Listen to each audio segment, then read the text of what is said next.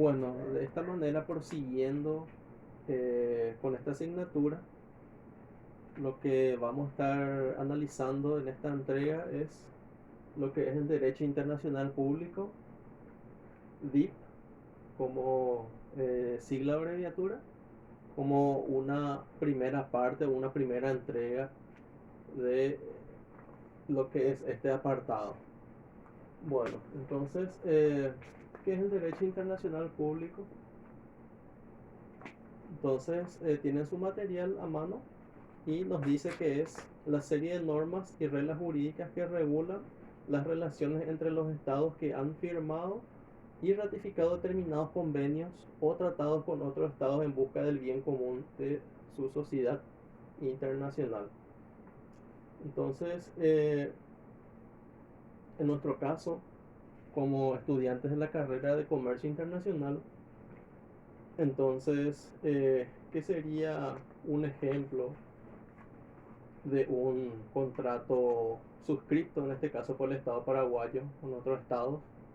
Entonces el ejemplo más conocido y más cercano que tenemos es el Mercosur. Entonces, ¿qué es lo que establece el Mercosur? Que haya, en este caso, un mercado común. Entonces, ¿y es que se refiere con mercado común?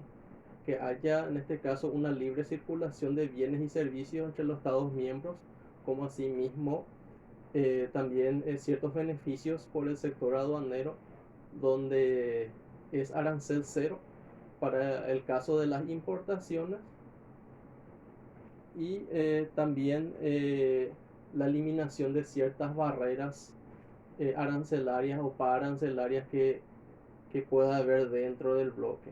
Entonces, son en este caso algunos beneficios o los dos beneficios principales que tiene el hecho de suscribir el contrato o un contrato de mercado común en nuestro país con Argentina, Brasil y Uruguay. Y están en proceso otras naciones para que puedan adherirse al bloque. Bueno, en cuanto a las corrientes del DIP o del Derecho Internacional Público, entonces, ¿qué nos dice lo que es específicamente, o en este caso, la corriente voluntarista? Que el DIP existe porque es la voluntad de los estados. Entonces, una iniciativa, en este caso, de los encargados de estar gobernando esa nación o esa república, para que en este caso haya un ordenamiento no solamente interno, sino que también en el relacionamiento también con los demás países. Entonces, siguiendo con la corriente voluntarista, tenemos como punto A la teoría autolimitativa, lo cual indica que cada estado resigna parte de su autonomía jurídica. Entonces, si un determinado estado, vamos a poner como ejemplo el estado paraguayo, tenía una X reglamentación y para en este caso suscribir algún tipo de convenio con otra nación, debe dejar de lado eh, esta X reglamentación para en este caso adoptar el que les pudiera proponer, en este caso el país socio, o en este caso lo que ambas partes pudieran crear y tener como un marco legal común. En cuanto a la teoría del consentimiento y obligación, dice Pax sum servanda bona fide. Entonces lo que nos indica un poco esta parte es el consentimiento, que haya un acuerdo, que haya una conformidad entre las partes y también en este caso, aparte de eso, que haya una obligación también, que haya en este caso esa responsabilidad de cumplir adecuadamente lo que ambas partes han acordado. Luego tenemos como punto C, teoría de derechos fundamentales, que es la pirámide de Kelsen, donde dice cada estado tiene derechos inalineables nacidos con la Revolución Francesa, libertad, igualdad, etcétera. Entonces, si es que en algún momento han leído lo que es la pirámide de Kelsen y también la historia o cómo se dieron los hechos en la Revolución Francesa, que en este caso consta de varios eventos que sucedieron en esa guerra interna en Francia, lo cual dieron lugar a ciertas ideologías o también a otros aspectos como la libertad, la igualdad, en este caso la libertad, que sería la manera sin ningún tipo de impedimento para que uno pudiera circular, por ejemplo, por las vías públicas o cualquier otro sitio público sin ningún tipo de restricción. Y la igualdad, que no haya ningún tipo de discriminación, que cada individuo pueda o se traten de manera, en este caso, semejante, que no haya ningún tipo de diferencias de índole económica o de índole social, cultural o algún tipo de índole. Bueno, entonces lo que es la segunda corriente de la DIP, que es la objetivista, siguiendo entonces con nuestro material, trasciende de la mera voluntad de los estados y está por encima de dicha voluntad y de sus cuerpos jurídicos nacionales.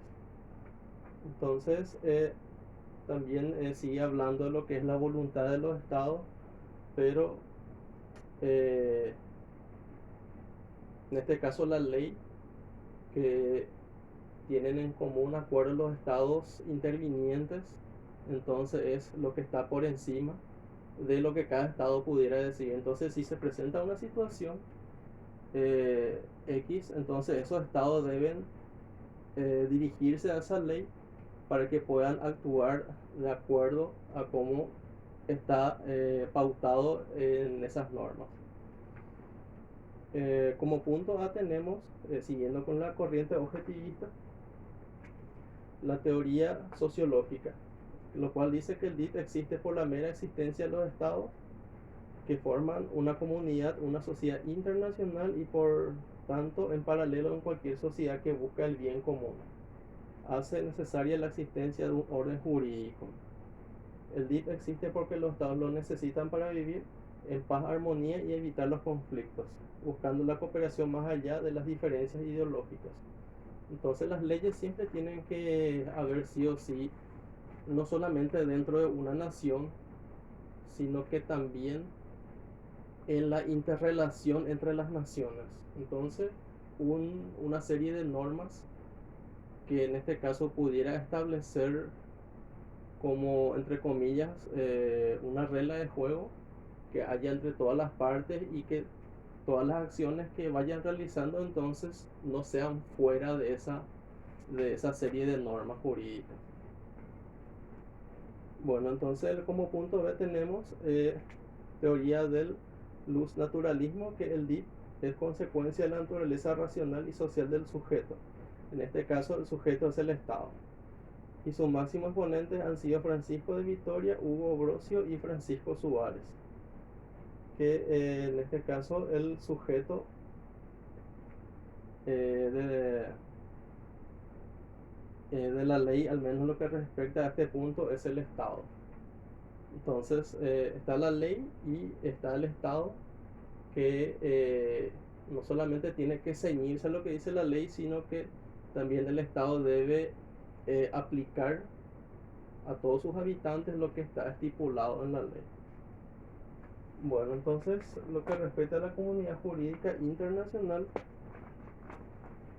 siguiendo con esta primera página de este material, que existe desde la más remota antigüedad, pero con características diferentes actuales, regida por el derecho natural. Entonces hay que ver qué es lo que dice el derecho natural para poder, en este caso, comprender bien esta parte. Son resultantes de una unión de estados en forma de una gran comunidad formada por todos los pueblos del mundo sobre la base de respeto de la soberanía e independencia de los estados y a los derechos esenciales del hombre. Entonces está indicando varios aspectos fundamentales de lo que se refiere la unión de los estados o el resultado de la unión de los estados. Entonces, siguiendo con lo que es la comunidad jurídica internacional, en cuanto a los miembros, Entonces,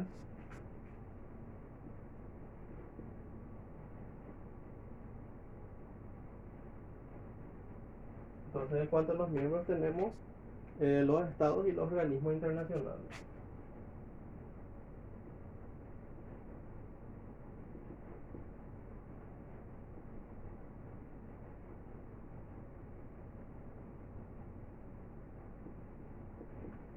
Entonces, estados y organismos internacionales.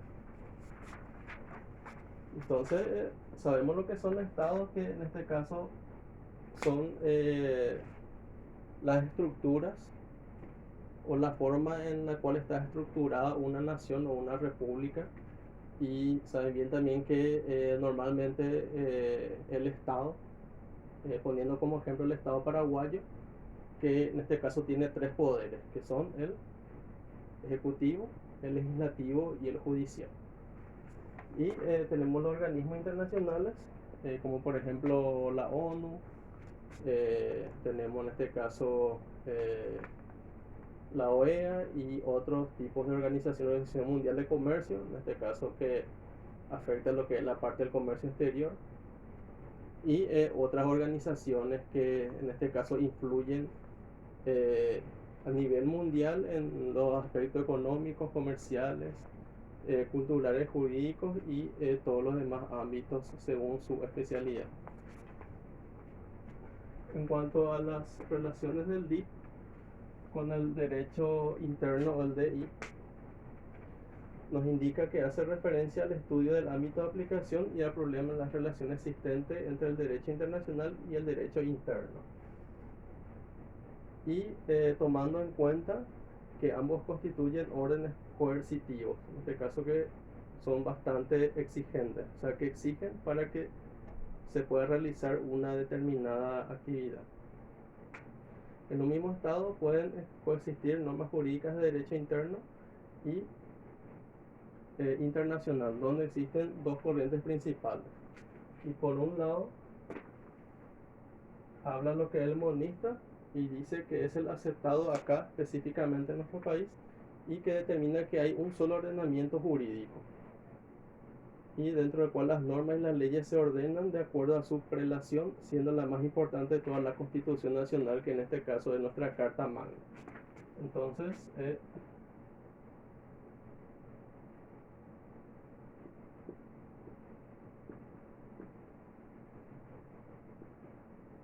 lo que sería Constitución Nacional en Paraguay, también llamado como la Carta Magna de la República o de la Nación. En cuanto al dualista, tenemos que tanto el DI como el DIP, o el DIP y el DI, son dos sistemas jurídicos distintos, paralelos, que no debían existir conflicto de jurisdicción, pero en caso de diferencia prevalecerá el DIP en virtud del bien común de la humanidad. Entonces acá lo que nos indica es que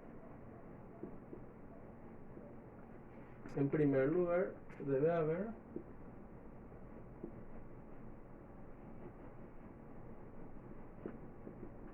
primero esto, pero en este caso, si es que existen algún tipo de conflicto, esto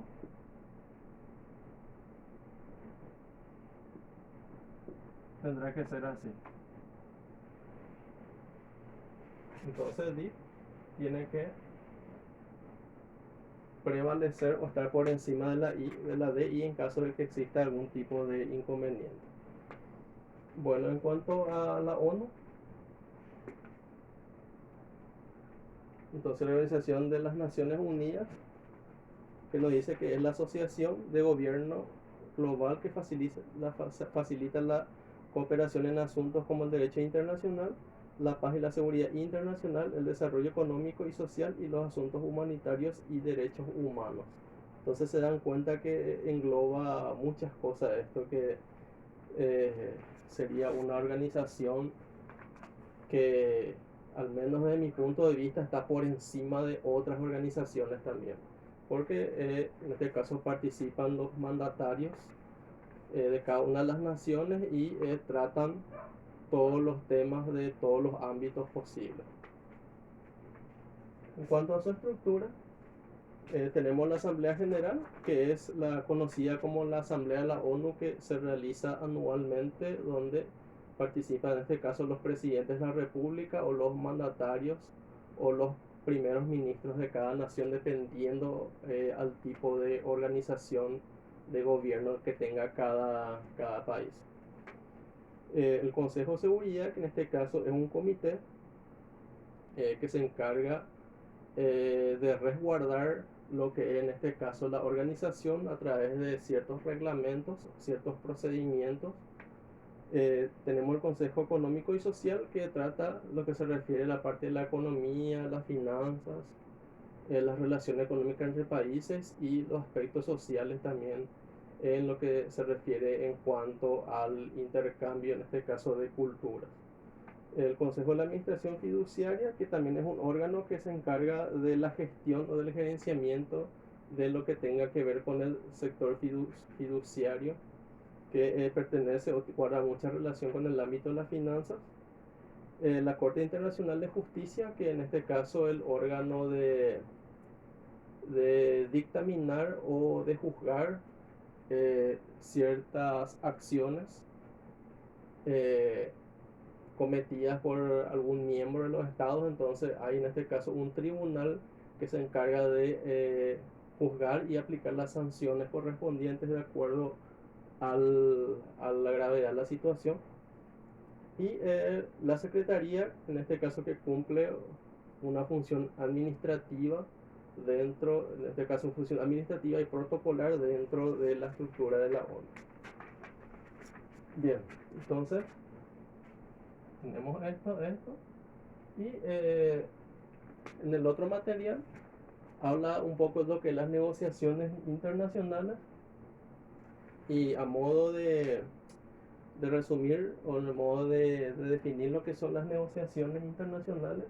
Primeramente definimos lo que es negociación, que es en este cambio el intercambio de ideas, de opiniones o de pareceres o de puntos de vista entre dos partes, con el fin de, en este caso, llegar a un consenso o llegar a un acuerdo que finalmente va a ser el convenio que beneficie o sea más satisfactorio para ambas partes, y de ahí en este caso se celebra el contrato, que fue en este caso lo que habíamos analizado en la entrega anterior. Entonces dejo a cargo de ustedes la lectura de los demás materiales y cualquier consulta no duden de hacerlo en el foro ayuda.